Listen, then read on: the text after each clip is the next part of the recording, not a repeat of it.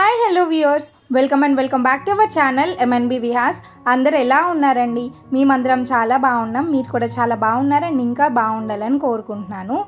ఈరోజు నేను vlog morning నుంచే స్టార్ట్ చేశాను అనమాట. సో పొద్దున్నే లేవగానే పిల్లలు వేడి నీళ్ళు తాగుతారు, అలాగే వాటర్ బాటిల్స్లో వాటిలో కూడా ఫిల్ చేసేస్తాను అనమాట. పొద్దున్న లేవగానే ఇంకా డే మొత్తం అవే తాగుతారు అనేసి ఇట్లాగా కెటిల్ తీసుకున్నాను. ఇంక ఈ కెటిల్లోనే పెట్టేస్తున్నాను. సో ఫస్ట్ వాటర్ని పెట్టేసి ఇంకా ఆ తర్వాత వంటగదిలోకి రాగానే నిన్న దోశ పిండిని ఇట్లాగా వేసుకొని పెడితే చూడండి ఎంత బాగా పొంగిందో. ఇట్లా దోశ పిండి బాగా పొంగినప్పుడు ఆ సాటిస్ఫాక్షన్ వేరు కదా. ఎంత బాగా పొంగింది, దోశలు బాగా వస్తాయని చాలా బాగా అనిపిస్తుంది. ఇదిగోండి, ప్రతిసారి ఇలాగే రాదు. నేను ఇంతకుముందు మిక్సీలో వేసేదాన్ని, ఈ మధ్య గ్రైండర్ తీసుకున్నా అని మీతో షేర్ చేశాను కదా. సో గ్రైండర్ తీసుకున్నప్పటి నుంచి గ్రైండర్లో వేస్తే ఇంత బాగా పొంగుతుంది అనమాట. మనకి మిక్సీ జార్లో వేసినా బాగానే పొంగుతుంది, కానీ గ్రైండర్లో వేస్తే మాత్రం ఇంకా బాగుంటుంది అనమాట. చూడండి, ఇట్లాగా నేను మొత్తం కలిపేయగానే ఎంత కిందకి వెళ్ళిపోయిందో, అంటే అంత ఎక్కువగా పొంగిందనమాట. సో బాగా ఫర్మెంటేషన్ అయింది. ఇట్లాగా ఇంకా దోసపిండి కావాల్సిన వరకు ఈ గిన్నెలో ఉంచుకొని మిగతాదంతా ఫ్రిడ్జ్లో పెట్టేయడానికి వేరొక గిన్నెలోకి మార్చేసుకుంటాను. బాగా కలపాలి, కింద మనకి బియ్య పిండి ఉండిపోతుంది అనమాట. అందుకే గరిటె పెట్టి బాగా తిప్పాము అంటే మొత్తం కలుస్తుంది. లేదు అంటే బియ్య పిండి ఒక్కటే సపరేట్గా ఉందనుకోండి, సరిగ్గా కలవకపోతే దోశలు గట్టిగా వస్తాయి అనమాట. సాఫ్ట్గా ఉండవు, పిల్లలు తినలేరు, మనం కూడా తినలేమనుకోండి. సాఫ్ట్గా ఉంటేనే బాగుంటుంది కదా. ఇంక ఇప్పుడైతే నేను ఇట్లాగా దోసపిండిని తీసుకొని దాంట్లో కొంచెం సాల్ట్ వాటర్ కలిపేసి పక్కన పెట్టేశాను. ఇంకో పక్కన వచ్చేసి నేను బియ్యం అయితే కడుగుతున్నాను.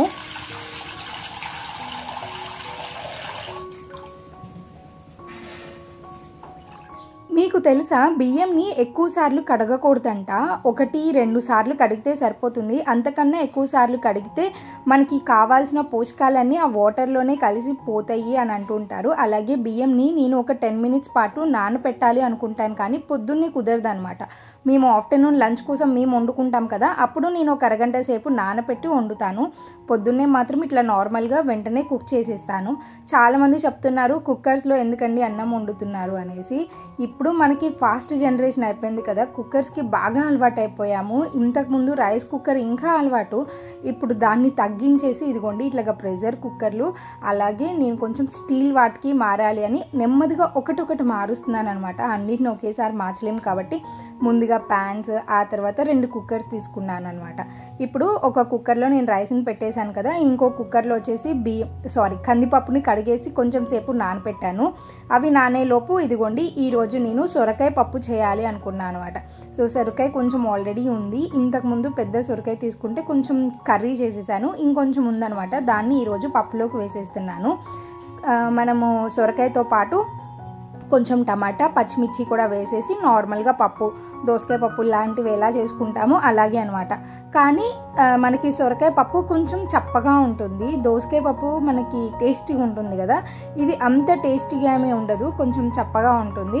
బట్ అప్పుడప్పుడు సొరకాయ కూడా తినాలి కాబట్టి ఇట్లాగా తప్పకుండా చేసుకోవాల్సిందే. టేస్ట్ కోసం కాకుండా హెల్త్ కోసమైనా కానీ మనము అన్ని వెజిటేబుల్స్ తినాలి. అందులో ఇది గ్రీన్ వెజిటేబుల్ కాబట్టి చాలా మంచిది. ఇంకా దీన్ని కూడా నేను ఇంకో కుక్కర్లో పెట్టేస్తున్నాను. మీరు గమనించారా, నాకు ఇట్లాగా అన్ని అంటే 4 బర్నర్ స్టవ్ ఉంటే అన్నిటి మీద ఫిల్ చేస్తాను, అప్పుడే కొంచెం ఫ్రీగా ఉంటుందన్నమాట. ఇదిగోండి, ఇంకా ఈ లోపు అయితే పిల్లలు లేచారు.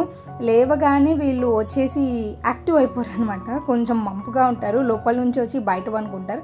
ఒక 5 మినిట్స్కి అప్పుడు వాళ్ళు యాక్టివ్ అవుతారనమాట. నేను పిల్లలు లేచేసరికల్లా ఇంటిని శుభ్రం చేసేసాను కాబట్టి నీట్గా ఉంది. ఇంకా పిల్లలు కూడా కొంచెం అటు ఇటు ఆడుకుంటూ ఉంటారు. నేనైతే ఇంకా ఇంటి ముందు ముగ్గేద్దాము, పొద్దున్నే వీళ్ళు లేవకముందే క్లీన్ చేసేసాను, స్టవ్ మీద అన్నీ పెట్టేశాను. కొంచెం టైం దొరికింది, ఒక 5 మినిట్స్, అందుకే ఇంటి ముందు ముగ్గేస్తున్నాను. ఈ లోపైతే అత్తయ్య లేస్తారు. లేచి అత్తయ్య స్నానం చేసి తన పనులు చూసుకొని పూజ అయితే చేస్తారనమాట. ఇంక ఇంటి ముందైతే నేను ముగ్గు వేసేస్తున్నానండి. సో రోజు ముగ్గులు వేయాలి కాబట్టి పెద్ద ముగ్గులు ఏమి రావు, ఇట్లాగా సింపుల్గా చిన్న ముగ్గులు.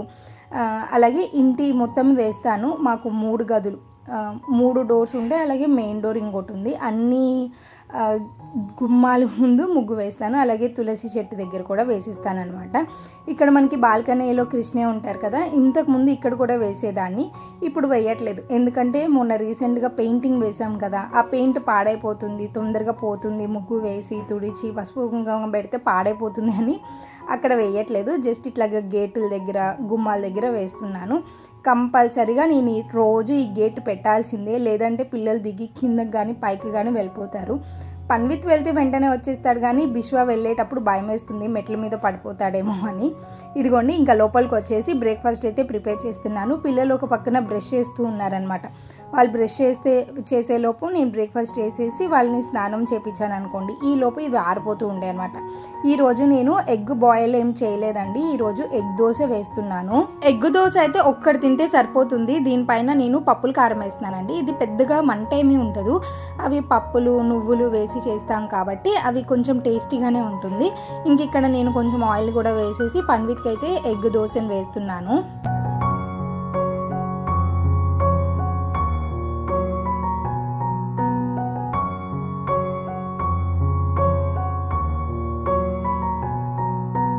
అసలు మీలో ఎంతమందికి ఎగ్ దోశ అంటే ఇష్టం చెప్పండి. నాకు ఎగ్ దోశ అంటే అంత ఎక్కువ ఇష్టం ఉండదండి. ఎందుకో ఆమ్లెట్ అన్నా కొంచెం ఇష్టంగా తింటాను, కానీ ఈ ఎగ్ దోశ పైన మాత్రం అస్సలు నచ్చదు నాకు. ఎంచక్కగా నార్మల్ దోశ వేసుకొని దానిపైన పప్పుల కారం వేసుకొని చట్నీతో తింటూ ఉంటే ఆ మజానే వేరు, ఆ టేస్టే వేరేగా ఉంటుంది. ఇంక ఇక్కడైతే నేను ఈరోజు బీట్రూట్ క్యారెట్ కలిపి జ్యూస్ కూడా చేశాను అనమాట. పిల్లలకి ఈ మధ్య నేను కొంచెం డైట్ మార్చానండి. కంపల్సరీగా జ్యూస్, ఒక ఎగ్, బ్రేక్ఫాస్ట్, కొంచెం నట్స్ ఇలాగా ఉండేలాగా ప్లాన్ చేసుకున్నాను. ఎందుకంటే మొన్న రీసెంట్గా పన్విత్కు కొంచెం సిక్ అయ్యాడు. సో జలుబు చేసి ఫీవర్ వచ్చి కొంచెం తగ్గిపోయి బాగా సన్నగా అయిపోయాడు అనమాట. వాడు అసలు ఫుడ్ సరిగ్గా తినడు. ఇదిగోండి ఇంకా అసలు ప్లేట్ పెట్టగానే ఆ మొహం చూడండి ఎట్లా పెడతాడో, చూడగానే వాడికి ఏడుపు వస్తుంది. సో అందుకే నేను కొంచెం టైం తీసుకొని అయినా కానీ పిల్లలకి కేర్గా ఫుడ్ పెట్టాలి అని డిసైడ్ అయ్యి ఒక 10 days అనుకోండి, 10 days నుంచి కొంచెం కేర్ తీసుకొని పెడుతున్నాను. ఇంతకుముందు పెట్టలేదా అంటే అలా కాదు, ఇంతకుముందు పెట్టేదాన్ని. ఈరోజు ఎగ్ అయితే రేపు జ్యూస్, అట్లా ఏదన్నా ఒకటే పెట్టేదాన్ని. ఇప్పుడు మాత్రం కంపల్సరీగా తినాల్సిందే, వాళ్ళు లేట్గా ఫాస్ట్గా తినని దగ్గర ఉండి పెట్టాల్సిందే అని ఫిక్స్ అయిపోయి కొంచెం కేర్ తీసుకొని పెడుతున్నాను అనమాట ఇద్దరికి కూడా. ఇంకో పక్కన నేను ఇందాక పప్పు వేసాను కదా స్టవ్ మీద కుక్కర్లో, ఇంకా దాన్ని తీసేసి తాలింపు వేసి పెట్టేశాను. ఇంకా లంచ్ ప్రిపేర్ అయిపోయింది కాబట్టి నేను ఇంకా అన్నం కలిపేసి బాక్సులో అయితే పెట్టేస్తున్నాను. ఇంట్లో తినడండి, స్కూల్లో మరి టీచర్స్ భయం వల్ల మరి తినడో తెలియదు, కానీ ఇట్లా కొంచెం కూరన్నం ఒక ముద్ద, పెరుగన్నం ఒక్క ముద్ద, అంత కొంచెం మీరు చూస్తే అర్థమై ఉంటుంది. ఆ కొంచెం పెడితే ఒక్కొక్కసారి వదిలిపెట్టి వస్తాడు, ఒక్కొక్కసారి కంప్లీట్ చేస్తాడనమాట. ఇంకా ఫాస్ట్గా ఫేస్కి హ్యాండ్స్కి అది సన్ స్క్రీన్ అది రాసేసి ఇంకా రెడీ చేసి పంపించేస్తున్నాను. పిల్లలు అసలు ఎంత ఫాస్ట్గా ఎదిగిపోతారోనండి. మొన్నటిదాకా చిన్న పిల్లోడు ఇంట్లోనే ఉండేవాడు కదా అనుకునేదాన్ని, ఇప్పుడు నర్సరీ, ఎల్కేజీ, యూకేజీ కంప్లీట్ అయిపోయి రేపు సమ్మర్ అయిపోతే ఫస్ట్ క్లాస్కి కూడా వెళ్ళిపోతాడు. ఇంత ఫాస్ట్గా ఎదిగిపోతున్నాడు. అదే బిశ్వా అనుకోండి, వాడికి 2 years కంప్లీట్ అయిపోయి 3rd year కూడా ఎంటర్ అవబోతున్నాడు. మొన్న పుట్టిన పిల్లల్లాగే అనిపించారు. అప్పుడు వీళ్ళు స్కూల్కి వెళ్ళిపోవడం, ఫస్ట్ క్లాస్లు ఇవన్నీ జరిగిపోతూ ఉన్నాయి. ఈ క్యూట్ మూమెంట్స్, వాళ్ళ చిన్న ఫేసులు, ఇవన్నీ కూడా మిస్ అయిపోతానేమో అనిపిస్తుంది. మనం ఎంత గుర్తుంచుకోవాలనుకున్నా కానీ ఇంకా అవి గడిచిపోయిన రోజులు మన గుర్తుండవు.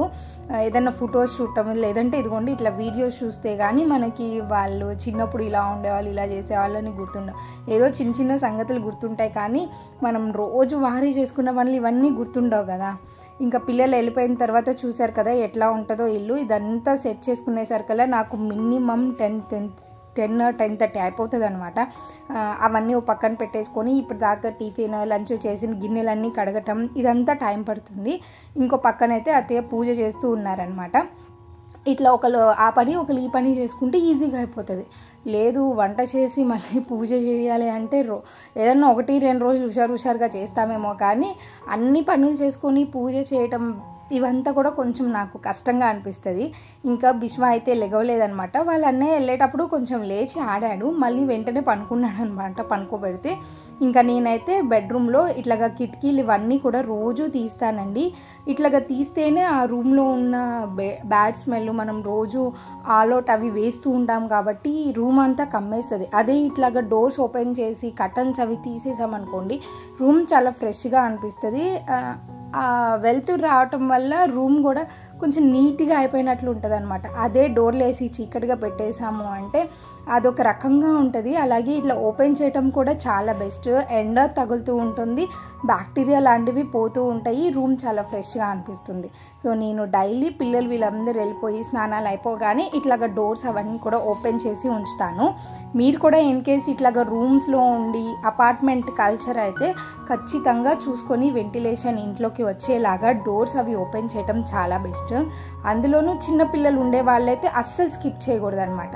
ఇదిగోండి ఇంకా నేను కూడా స్నానం చేసి వచ్చేసాను. ఈరోజు నేను దోశ లాంటివి ఏమీ తినకుండా డైరెక్ట్గా ఈరోజు లంచ్ తినేస్తున్నాను, ఎందుకంటే కొంచెం లేట్ అయిపోయింది అనమాట. వీడియో ఒకటి ఉంటే వాయిస్ ఓవర్ ఇవ్వటం, సో అవి సరిపోయింది. ఇంకా అటు ఇటుగా 11 అయిపోయేసరికల్లా ఇంకా నేను కూడా ఒక ఆమ్లెట్ వేసుకొని ఈరోజు అన్నం తినేస్తున్నాను. ఇంకా అటు ఇటుగా నాకు 11-11:30 అయిపోయింది. ఇంకా ఈ టైంలో టిఫిన్ ఏం తింటాము అని ఒకేసారి లంచ్ చేస్తే సరిపోతుంది కదా అని లంచ్ తింటున్నాను. ఇక్కడ కెమెరా పెట్టుకొని వాటర్ బాటిల్ పెట్టుకుంటే మా అబ్బాయి ఒక్కటే కదిలిస్తాడు. ఆ కెమెరా అంటే ట్రైపోడ్ ఉంటుంది కదా, ట్రైపోడ్తో ఆడుతూ ఉంటాడనమాట. అది కావాలి అని ఒకటే గొడవ చేస్తాడు. ఇదిగోండి ఈరోజైతే నేను ఒక మంచి లిక్విడ్ని నేను మీతో షేర్ చేస్తున్నాను. ఇది వాషింగ్ మిషన్కి లేదు అంటే నార్మల్గా హ్యాండ్ వాష్ చేసే వాళ్ళకి చాలా బాగా ఉపయోగపడుతుంది. నార్మల్గా హ్యాండ్ వాష్ చేసే వాళ్ళు ఏం చేస్తారంటే సర్ఫ్లో బకెట్లో సర్ఫ్ వేసి వాటర్లో నానపెడతారు బట్టలు, ఆ తర్వాత తీసి మళ్ళీ సోప్తో బట్టలు ఉతుకుతారు. చూడండి, సర్ఫ్ వేస్ట్, సోపు వేస్ట్. సో ఈసారి నేను చెప్పినట్లు చేయండి, మీకు ఇంకా సర్ఫ్తో పని ఏమీ ఉండదు, అలాగే సోప్తో కూడా అవసరం లేదనమాట. చాలా ఈజీగా మురికిపోతాయి బట్టలు బాగా. ఇట్లాగా మనము సోపుని తీసుకొని, ఎటువంటి సోప్ అయినా పర్లేదు, ఒక సోపుని తీసుకొని ఇది బాగా తురిమేసుకోండి. చాక్తో కట్ చేయొచ్చు, లేదు అంటే ఇట్లాగా పీలర్తో కట్ చేసినా ఈజీగా వచ్చేస్తుంది. ఇప్పుడు ఒక గిన్నెలోకి తీసుకొని అందులో కొంచెం వెనిగర్, కంపల్సరీగా వెనిగర్ వేసి ఇందులోనే నేను కొంచెం కంఫర్ట్ని వేసాను. బట్టలు మురికిపోయి బ్యాక్టీరియా లేకుండా ఉండటానికి కొంచెం సాల్ట్ని కూడా వేసి 1 లీటర్ దాకా వాటర్ పోసేసి బాగా మిక్స్ చేసి పక్కన పెట్టేశాను. ఒక 10 మినిట్స్కి ఇది బాగా థిక్గా అయిపోయి సర్ఫ్ అంతా కూడా ఆ సోప్ అంతా కూడా మనకి బాగా కరిగిపోయిందనమాట. ఇట్లాగా ఉంది. సో ఇంకా దీన్ని మనము ఏదైనా ఒక బాటిల్లో ఫిల్ చేసుకోవటమే. వాషింగ్ మిషన్లో మనము రోజు బట్టలు వేసేటప్పుడు ఇది ఒక 10 ml లేదంటే 15 ml వరకు వేసేయచ్చు. లేదు అంటే నార్మల్గా బకెట్లో వేసుకునే వాళ్ళు కూడా చక్కగా బట్టలు నానబెట్టి ఇంకెటువంటి సోప్ లేకుండా బ్రష్ పెట్టేసి నీట్గా రుద్దేసుకొని మనము బట్టలను అయితే వాష్ చేయొచ్చు. ఇది మీకు నచ్చింది అనుకుంటున్నాను. నచ్చితే తప్పకుండా ట్రై చేయండి. ఇప్పుడైతే 4:30 హలో అండి, ఇప్పుడైతే 3:30 అవుతుందనమాట. నేను ఇంకా పన్విత్ని స్కూల్ నుంచి తీసుకురావాలి. ఇప్పుడైతే స్కూల్ దగ్గరికి వెళ్తున్నాను. మార్నింగ్ అంతా కూడా వర్క్ అయిపోయిన తర్వాత చూసారు కదా, బట్టలు అవన్నీ సర్దుకోవటం చాలా బిజీ అయిపోయాను. ఇంకా వీడియో అయితే ఏం షూట్ చేయలేదు. ఒకసారి నేను వార్డ్రూమ్ని ఎలా సెట్ చేశాను ఏంటి అనేది చూపిస్తాను. సో పెద్దగా అంటూ ఏం సెట్ చేయను, నార్మల్గా అందరూ ఎట్లయితే నీట్గా ఆర్గనైజ్ చేసుకుంటారో అలాగే ఆర్గనైజ్ చేసుకుంటాను. సో ఇప్పుడైతే స్కూల్కి టైం అయిపోతుంది. నేను ఫాస్ట్గా వెళ్ళి పన్విత్ని అయితే తీసుకొని వచ్చేస్తాను. ఇదిగోండి, ఇప్పుడైతే నేను పన్విత్ని స్కూల్ నుంచి తీసుకొని వచ్చేసాను. వచ్చేటప్పుడు వాటర్ మిలన్ కనిపిస్తే అది తీసుకొని వచ్చాను అనమాట. అప్పుడే బాగా పుచ్చకాయలు వచ్చేసినాయి. మనకి సమ్మర్ స్టార్ట్ అయిపోయింది. సమ్మర్ అంటేనే భయం వేస్తుంది.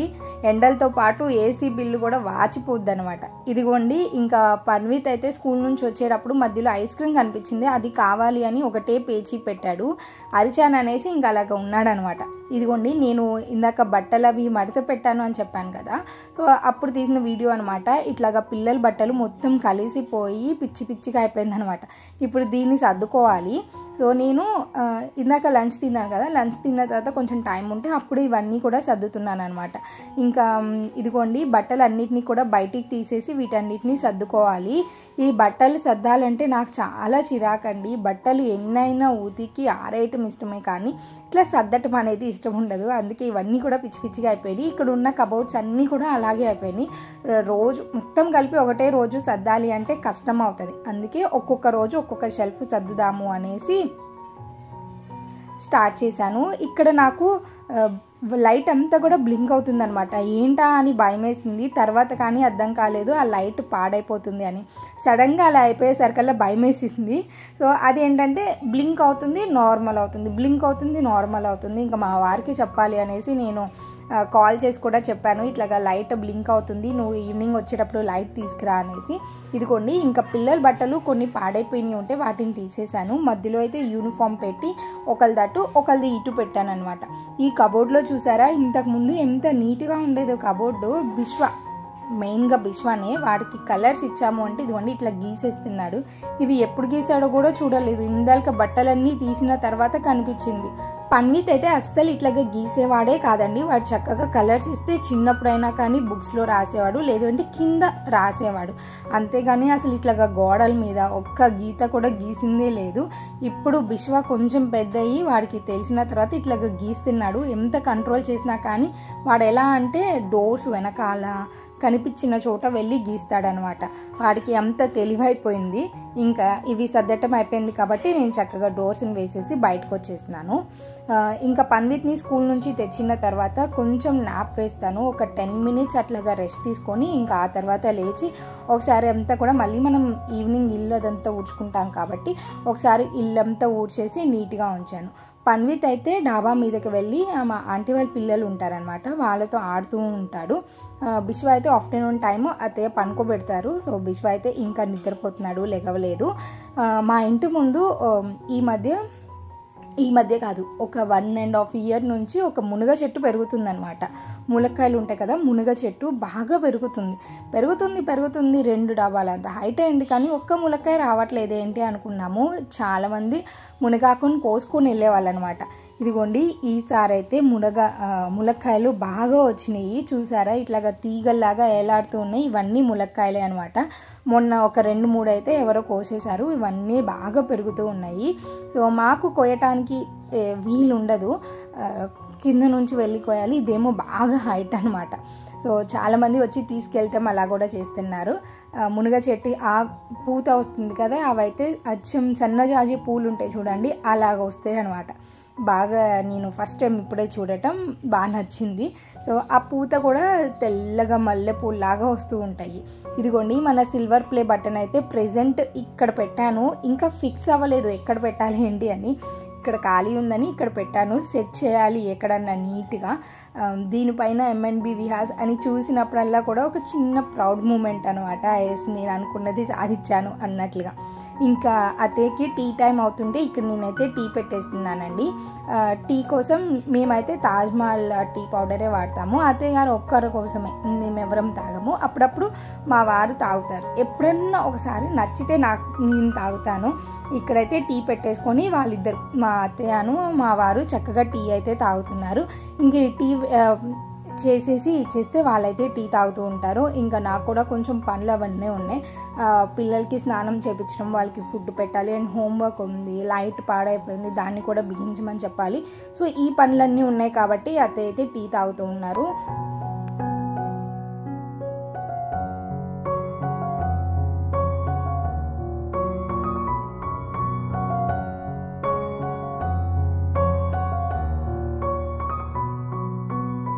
ఇక్కడైతే మా వారు లైట్ బిగించేశారండి.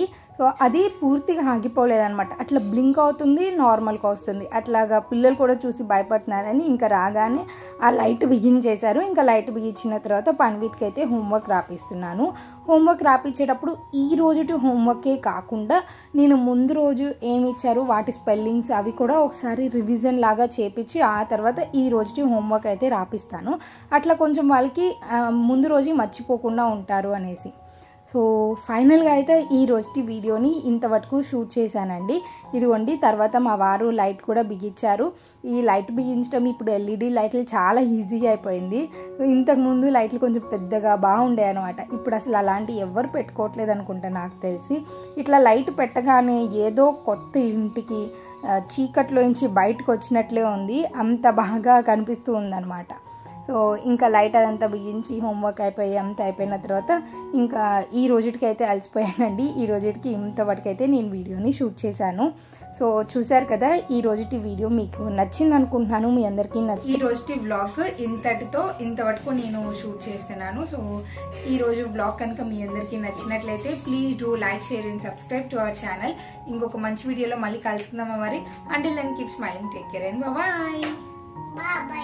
Bye bye.